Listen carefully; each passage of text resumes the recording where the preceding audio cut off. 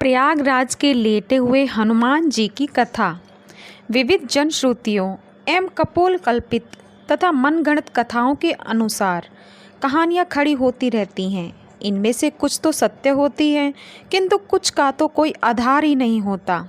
यही बात इलाहाबाद में प्रयागराज क्षेत्र के संगम पर स्थित पुराण प्रसिद्ध लेटे हुए हनुमान जी के विषय में है। यह मंदिर धरती का एकमात्र मंदिर है जिसका विवरण पुराणों में विशद रूप से प्राप्त होता है। यही एकमात्र ऐसा मंदिर है जहां हनुमान जी के लेटे हुए रूप का विवरण मिलता है। अब आजकल तो अनेक मंदिर बन गए हैं जहां हनुमान जी को लेटा हुआ दर्शाया गया है। संभवतः महाराष्ट्र के औरंगाबाद के समीप महसमल में बना लेटे हुए हनुमान जी का विशाल मंदिर भी इसी श्रेणी में आता है। अस्तु जो भी हो, पुराणों में एक ही लेटे हुए हनुमान मंदिर का विवरण प्राप्त होता है और वह प्रयाग क्षेत्र के संगम तट पर स्थित इलाहाबाद के बड़े हनुमान जी का मंदिर ही है। जो प्रचलित कथा इस लेटे हुए हनुमान जी के मंदिर के विषय में प्राप्त होती है वह यह है कि एक बार एक व्यापारी हनुमान जी के भव्य मूर्ति लेकर जल मार्ग से चला आ रहा था। वह हनुमान जी का परम भक्त था। जब वह अपनी नाव लिए प्रयाग के समीप पहुंचा तो उसकी नाव धीरे धीरे भारी होने लगी तथा संगम के नज़दीक पहुंचकर यमुना जी के जल में डूब गई। कालांतर में कुछ समय बाद जब यमुना जी के जल की धारा ने कुछ राह बदली तो वहां मूर्ति दिखाई पड़ी। उसमें मुसलमान शासक अकबर का शासन चल रहा था।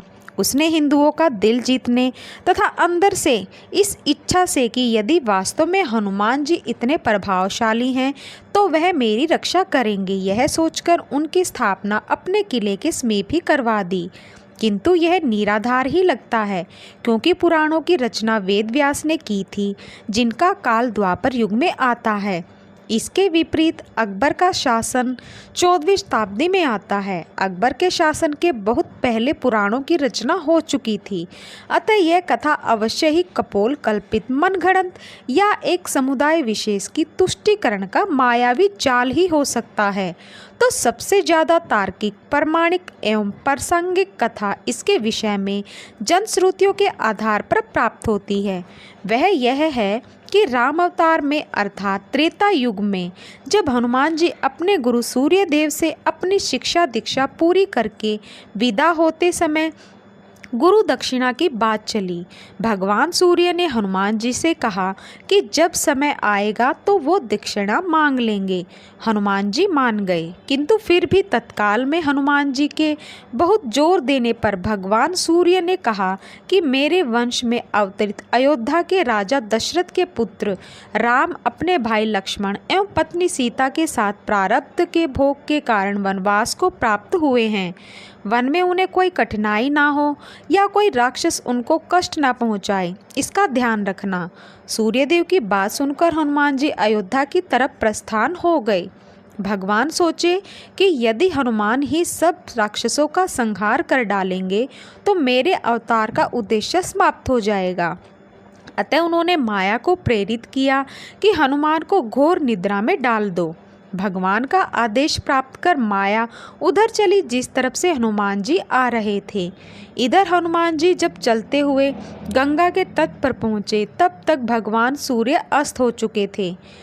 हनुमान जी ने माता गंगा को प्रणाम किया तथा रात में नदी नहीं लांघते, यह सोचकर गंगा के तट पर ही रात व्यतीत करने का निर्णय लिया।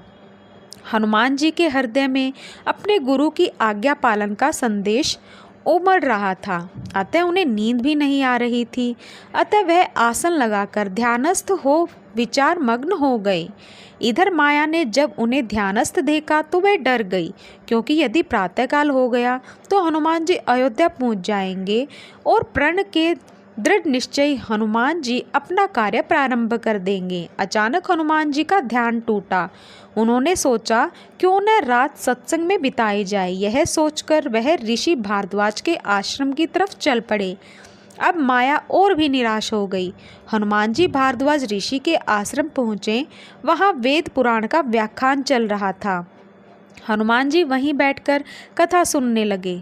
कथा में भारद्वाज ऋषि ने बताया कि कल यहाँ पर जगत के स्वामी तथा अयोध्या नरेश दशरथ के पुत्र के रूप में अवतरित भगवान राम गंगा को पार कर पहुँचने वाले हैं। हनुमान जी प्रसन्न हो गए। उन्होंने गंगा पार कर अयोध्या जाने का विचार त्याग दिया तथा वहीं संगम के तट पर ही रहकर भगवान राम की प्रतीक्षा का निर्णय लिया। रात्रिकालीन आवश्यक कार्यों को पूरा कर हनुमान जी वही संगम के तट पर लेट गए और उन्हें नींद आ गई। इधर माया को अवसर मिला और उसने हनुमान जी को धर दबोचा। हनुमान जी घोर निद्रा में चले गए। इधर भगवान राम गंगा पार कर प्रयाग पहुँचे। उन्होंने हनुमान जी को सोते हुए देखा तथा उनको यह वरदान दिया कि इस सोए हुए हनुमान की मूर्ति के जो दर्शन करेगा उसे बिना किसी प्रयास के मेरी कृपा प्राप्त होगी। उस व्यक्ति को किसी तरह के भूत प्रेत या धोखा षड्यंत्र आदि का शिकार नहीं होना पड़ेगा। उसके सारे शत्रु स्वतः ही परास्त हो जाएंगे। इस तरह हनुमान जी को अमोघ वरदान देकर भगवान राम भारद्वाज ऋषि के आश्रम तथा अक्षय वट का दर्शन करते हुए आगे बढ़ गए। यह वरदान आज अक्षरश सत्य हो रहा है। इस पुराण प्रसिद्ध सिद्ध हनुमान मंदिर का दर्शन निश्चित ही समस्त बाधा कष्ट अरिष्ट आदि को शांत करता है।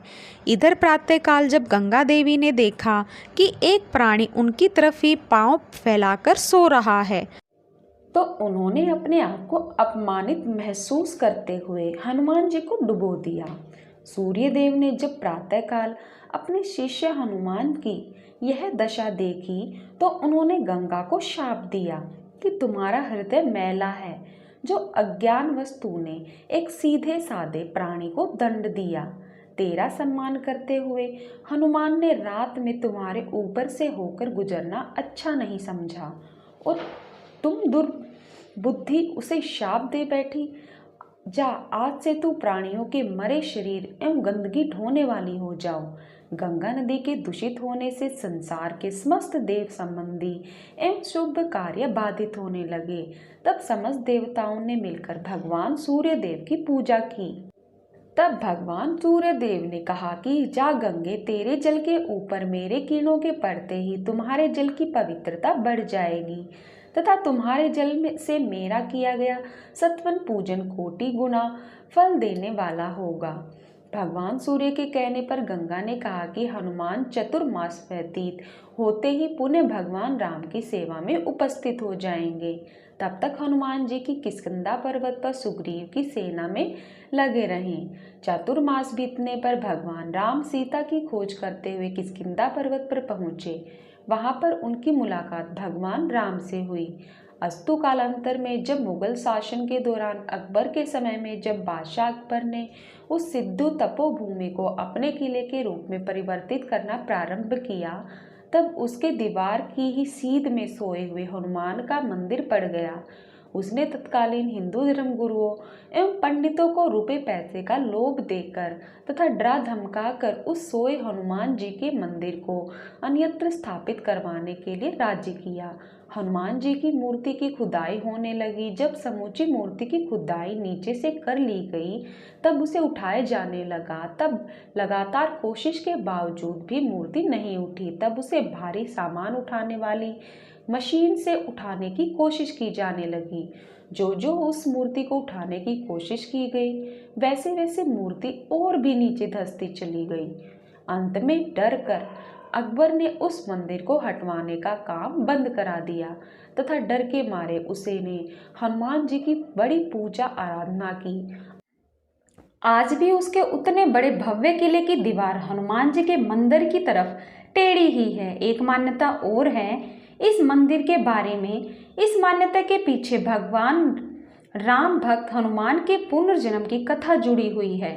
लंका विजय के बाद बजरंगबली जब अपार कष्ट से पीड़ित होकर मरणासन अवस्था में पहुंच गए थे तो मां जानकी ने इसी जगह पर उन्हें अपना सिंदूर देकर नया जीवन और हमेशा आरोग्य व चिरायु रहने का आशीर्वाद देते हुए कहा था कि जो भी इस त्रिवेणी तट पर संगम स्थान पर स्नान करने आएगा उसको संगम स्नान का असली फल तभी मिलेगा जब वह हनुमान जी के दर्शन करेगा।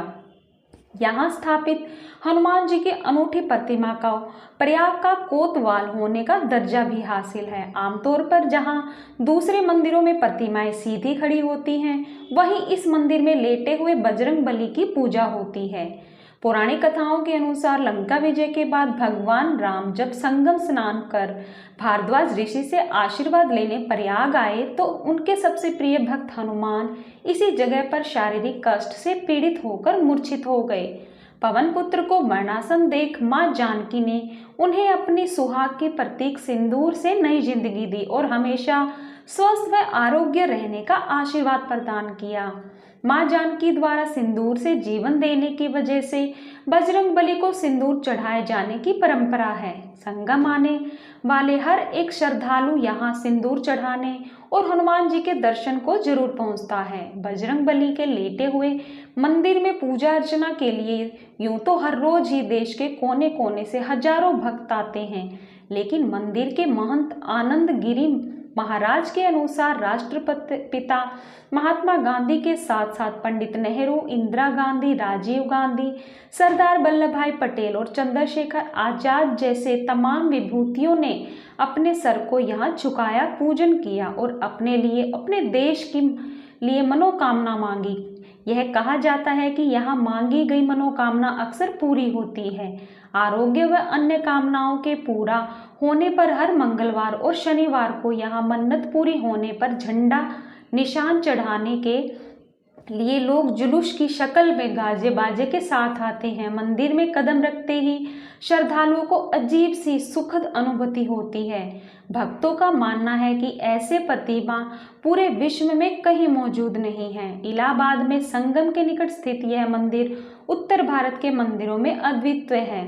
यद्यपि यह एक छोटा सा मंदिर है, फिर भी प्रतिदिन सैकड़ों की तादाद में भक्तगण दर्शन करने आते हैं। जय श्री राम। वीडियो पसंद आया हो तो एक लाइक जरूर कीजिएगा और कमेंट बॉक्स में जय श्री राम जरूर लिखिएगा। धन्यवाद।